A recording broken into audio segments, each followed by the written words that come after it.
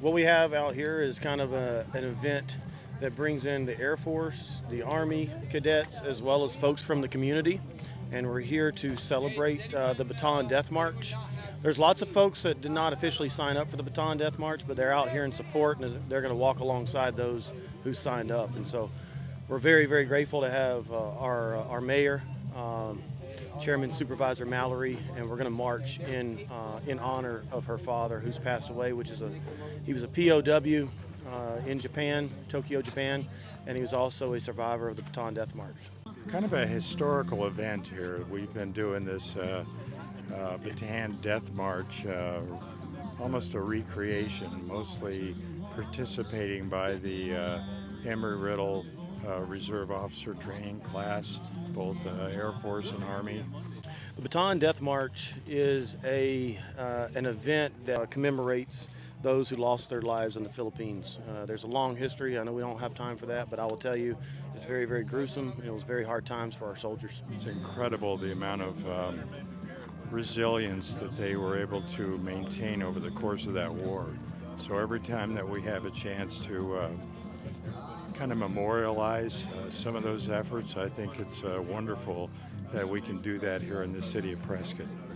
To me, it's a generation of soldiers, American soldiers and civilians that were captured. It was almost 70,000 of them, and less than 1,000 survived. And it speaks freedom. It speaks the fact that you could wake up one day and not have that freedom, because that's exactly what happened. And I cannot today forget those that came before us, because I am here to say that our life today is here because someone else gave their life for the freedom that we have. The fact that you and I are having this interview is a gift. Everything is a gift, and we shall never and should never take it for granted. All right, hey team. First off, my name is Scott Jackson. I'm the commander there at the Army ROTC at Embry Riddle. And on behalf of Army ROTC, Air Force ROT, Team Red, White, and Blue in the city of Prescott, we would just like to welcome everybody. So give yourselves a round of applause for showing up today. Hey, so before we go over the rules and such, I want to introduce a couple of distinguished visitors that we have today. We have our own City of Prescott Mayor, Mayor Phil Goode. All right, now we have Supervisor Chairman for Yavapai County, Miss Mary Mallory. All right, for all the Embry Riddle folks, you need to clap loud. We have our own Dean Zaff Hadahat. All right, now I'm going to pass it off to Mayor Phil Goode for a couple of opening remarks. Well, thank you, Scott. I think I can appropriately address this whole group, since my father and I've got 3 brothers that all served in the Air Force. Of course, I was the black sheep of the black sheep of the family. I enlisted in the Army because I wanted to fight. So I had the privilege of meeting a Bataan Death March survivor, World War II veteran by the name of Saul Schwartz, when I helped found the Honor Flight chapter in Southern California. So we were able to take him back to the World War II memorial. And it's so heartening to see so many people here that want to be able to not only recognize and memorialize that horrible condition and all the men that were able to survive that march, and to be able to honor Mary Mallory's father here, who is also a Bataan Death March survivor. I just think it's incredible. So I know this is a bit of a challenge for you all today, especially those who are doing it for the first time. But remember, you're never beaten until you stop. So I'm sure you'll all complete it, and it's great to have you here and great to have this event occur in the city of Prescott. Cool. Thank you. Thank you, sir. Thank you, sir.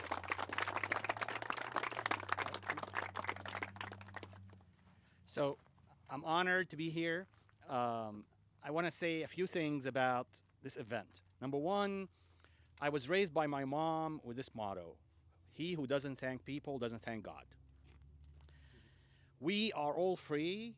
We watch the news. We see what's going on in some countries in the world because of you and your predecessors. The people who fought on behalf of this country are who kept us free. So we owe them a debt of gratitude to thank them and to keep their memories. Don't get insulted. You young people sometimes don't know the history, right? You need to learn the history. It's important to know because the famous Edmund Burke quote, "Those who don't know history are doomed to repeat it." So I'm super grateful to you that you've chosen this wonderful career by enrolling in the ROTC program and eventually enlisting in the U.S. Army. The second thing I want to say is I am very proud to be part of this, marginally part of this ROTC program. I want to see you, I mentioned that yesterday, I mentioned that to Major Jackson multiple times. I want to see the program as big as the Air Force ROTC. So maybe even bigger, who knows, right? Bottom line is, please know that I'm here to support. If you have needs, let me know, let Major Jackson know. I'll do whatever I can to support you. And finally, please be safe, enjoy the march, and I wish I would, march with you, but promise next year I will do it. This year we have to do preview day. Remember that. I get paid to do that. Thank you, Major Jackson. Yes, sir. Thank you.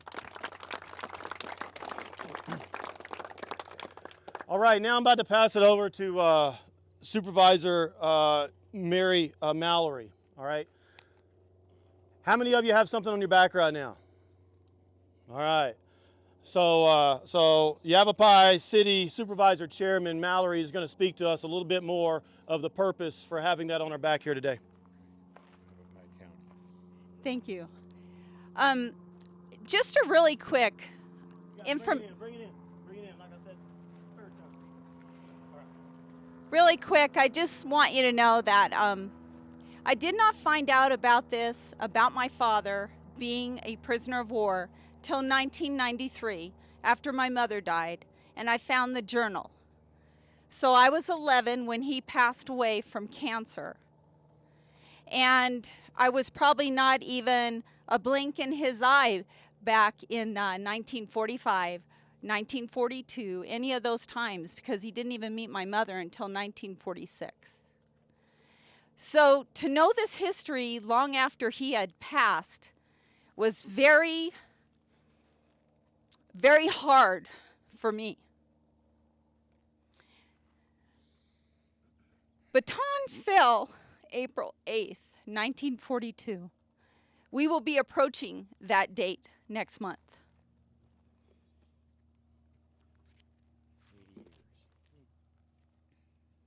I brought the journal today, the original one I found in 1993.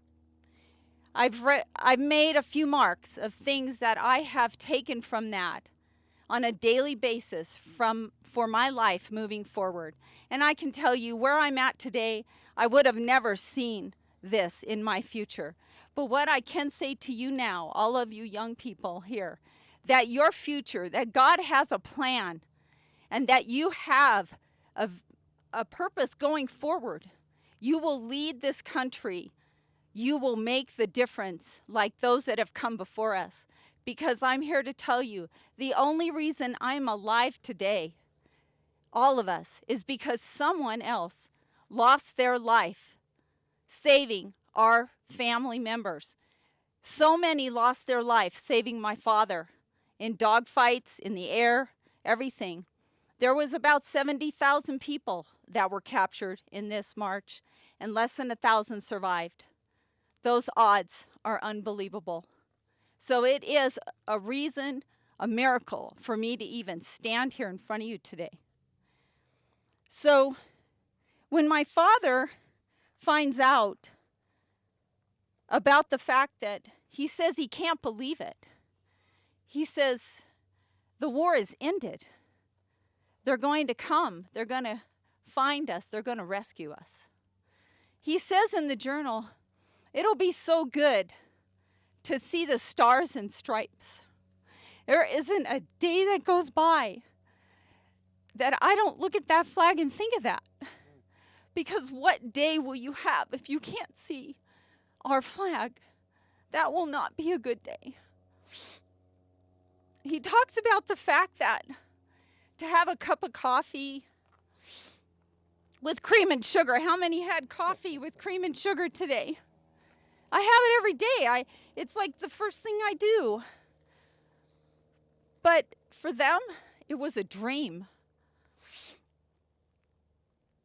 It's hard for me to understand what he went through. But I will tell you this, that those stars and stripes that you represent, that all of us represent, are what we stand for today. It's what was the past, it is the present, and it is our future. So God bless all of you. God bless this country. And like what was said earlier, God is our help. In fact, my father I still have his little Bible. I brought it today. And he wrote in it, "If found, please return to Sergeant Clarence G. Zealor in a jungle, in a war. If you find it, would you return it to me?" I'm just here to tell you, in those days, he would have died. He would have been absolutely killed for that Bible. But that Bible, that is our refuge. That is where our help comes from. So God bless all of you. I am honored to be here today. I can tell you my father and his comrades and all those that came before us are smiling from heaven, saying, "You are the future, and God be with all of you." Thank you.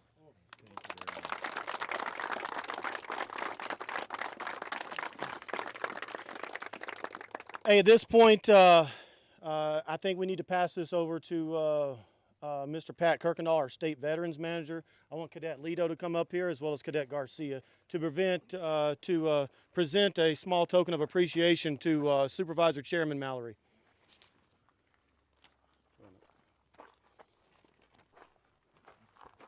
On behalf of the Embry Riddle ROTC, the Army and Air Force, on behalf of the citizens of Prescott, on behalf of the citizens of county and the great state of Arizona, here's a flag signed by all the participants today. Thank you so much for being here. Thank you for your service. Thank you for your father's service. And thanks for your inspirational message. And we march in honor of your father today, Clarence Zealor, Sergeant First Class, Army.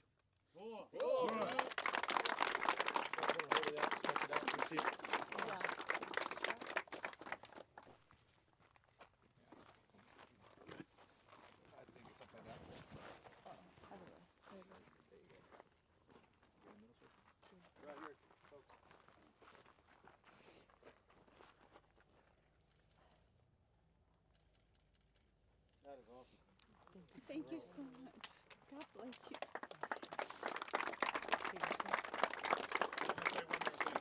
Yep. Just for everybody's information, 10 years ago, Supervisor Thomas Thurman, Supervisor Bill Feldmeyer, Mary, Kurt, my father, and others from Prescott were actually at the Bataan, and John Markham.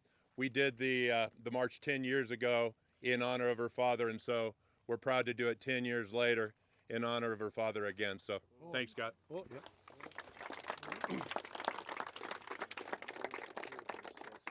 Hey, I will tell you, this makes for a pretty good backdrop right here, right? All of these soldiers, airmen, folks in the community. By the way, we need to thank our folks here in the community that's come out to support this. Let's give them a round of applause. Hey, but going a little bit deeper than the backdrop, there's a story behind this. We have a Bataan Death March team that's actually been training for this for 6 months. They're going to be carrying a ruck. Most of them have signed up for the actual baton. Some of them have not because it's done virtually this year. We would have loved to have went to White Sands so they can show off their skills down there. But I can tell you, every single one of these folks here are going to finish today with that rucksack on their back, okay? And I'm real proud of them. So with that being said, I'm going to pass over to Cadet Thomas. I think he has a couple of remarks. He's our captain for the Bataan team this year. Thank you, sir. First off, I just want to thank Major Jackson and Mr. Kirkendall for setting this up. Could we give them a round of applause, please? Thank you, sir. I know I speak for the team when I say it's an honor to be here today. And I hope you just remember that every step you take out there is for one of the 10,000 who died 80 years ago.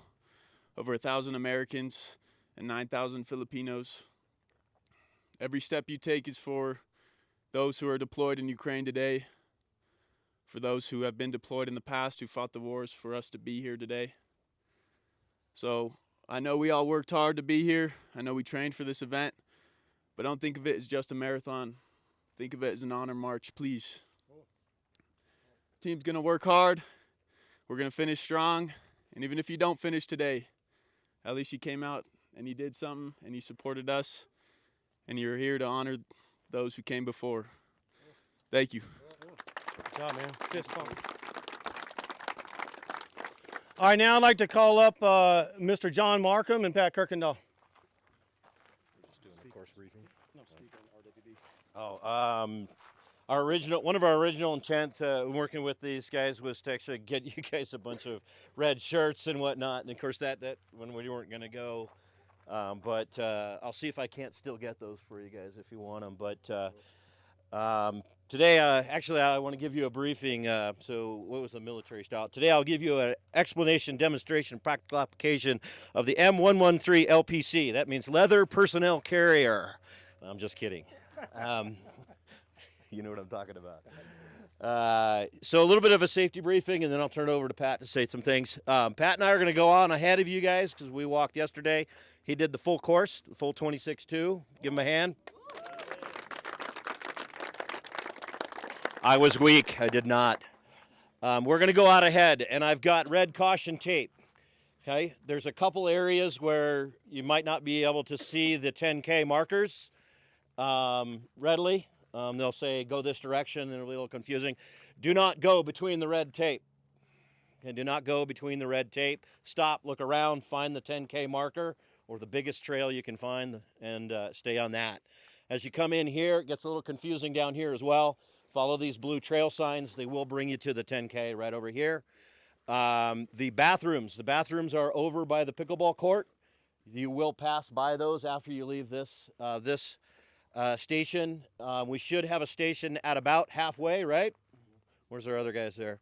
They're going to follow us out, and we'll have some water out there. I think we're only doing one additional station, though.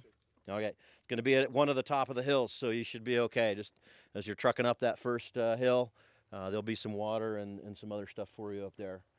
Anything else I should add, Pat? No, we've got water on the back of the cart, bottles of water, got some snacks, got some hard candy. Don't kill yourself out there. I promise you, it did get warm yesterday. You're out there. This isn't worth risking your life over if you get hot. Be careful with snakes. They're starting to come out a little bit. Negotiate the hills. Take your time. Get into a rhythm, and just make it happen. You're not going to get anything if you do it in 6 hours or 12 hours. Just go out there. We're doing it in honor of one of our heroes here in Prescott, and just have a good time. But we're here to support you. If you don't feel good, jump on the cart. We'll get you back here, get some rest, get you nourished. If you need anything, you got Major Jackson's number. Call 24/7. He's always available 7 days a week. Just give him a call. But to have a good time today and kick it in the ass. One last thing. For those of you in not just the Air Force ROTC and Army ROTC, but those in the community, I want to make sure that we're supporting our other veterans groups at Embry Riddle. Two things. If you don't know about the Red Fridays, the Red Friday barbecues, they are amazing and they sell out. You get over there because the deployment stuff is near and dear to my heart because my son is flying, I think, as we speak right now, about 10 miles from the border of Ukraine. And the other thing is that the SVO has a 5K run walk coming up on Saturday, April 9th. It's around the campus, and that is the POW MIA, right, for the Air Force ROTC. You guys help out with it. An amazing event. Get out there. It's only 5K, okay? Cool. So get out there and do that. All right, thanks, Scott. Thanks, John. Hey, team, we're about to get started because the longer we sit here, it's going to get hotter and hotter, right? So I'm tracking because I'm going to be out there walking too, so I'm trying to hurry this up. All right, check this out. When this first started, we had 12 folks that were going to come out here. This was planned for 12 folks. I just did a count, as John was talking, and we have 76 people out here right now. So that's pretty awesome. Hey, in terms of safety, I'll reiterate everything that Pat said. This is not worth killing yourself, all right? I may do 1 lap, I may do 2, I may do 3, I may do 4, hell, I may do more than that, all right? Bottom line, make this fun, talk to your buddies, hang out, all right? This is not meant to be like work, okay? Enjoy yourself. How many people has music out there on the trail? Raise your hand. All right, good. Hey, music is allowed, all right? Music is allowed. But hey, I just really couldn't thank y'all enough for showing up to this. Where else in the world can you have a mayor come to our small events here with a cowboy hat, prior veteran, that's awesome and supports us every step of the way? Only in Prescott, okay? Hey, and he's promised me that he's going to keep the prayer on the courthouse steps every Christmas, so we appreciate that. Hey, it's really a good event. So as we take off, we're going to have Miss Supervisor Chair Mary Mallory. She's going to give everybody a fist pump, as well as our dean, as well as our mayor, okay? So before you head out, they're going to be standing there watching the trail go down there, and they're going to make sure they give you a fist pump, because it's largely because of them that we're able to do events like this, all right? Now, before we get started, Embry Riddle Army ROTC, we always start with a prayer, all right? And the cadets sometimes make fun of me, but we're going to do it again. All right, so I'm going to ask if Cadet Moody can come over and offer us a word of prayer before we get started. For those of you who are not in uniform, please remove your hats. Bow your heads with me. Lord, thank you so much for this day, this beautiful weather. Please keep us safe while we honor those who have served, who died, and who marched for our freedom and for the principles that were laid out for this great nation. As we go out there today, again, keep us safe. Let those blisters that inevitably pop not hurt as much, and let us honor you in all that we do. Amen. All right, what we're going to do is we're going to have Miss Supervisor Chairman Mallory go to the start line and kick us off, okay? All right, let's gradually move over that way. Mr. John Markham's going to direct you where to go. Well, I think it's extremely heartening that we have a young generation that is able to recognize the contributions those men and women sacrifice to be able to fight for freedom around the world. I'm so honored that they would honor my father in this march. They are the future of this country, and they will be the ones carrying the torch forward as they move on into wherever it is that God has for them. And to keep the past alive, to understand what it took to get where we are today, for them, they will take that history and they will continue to move and make more history for the future generations to come. And I am honored by them and what they're going to do as God leads them through the country and takes them to protect us in our times of need.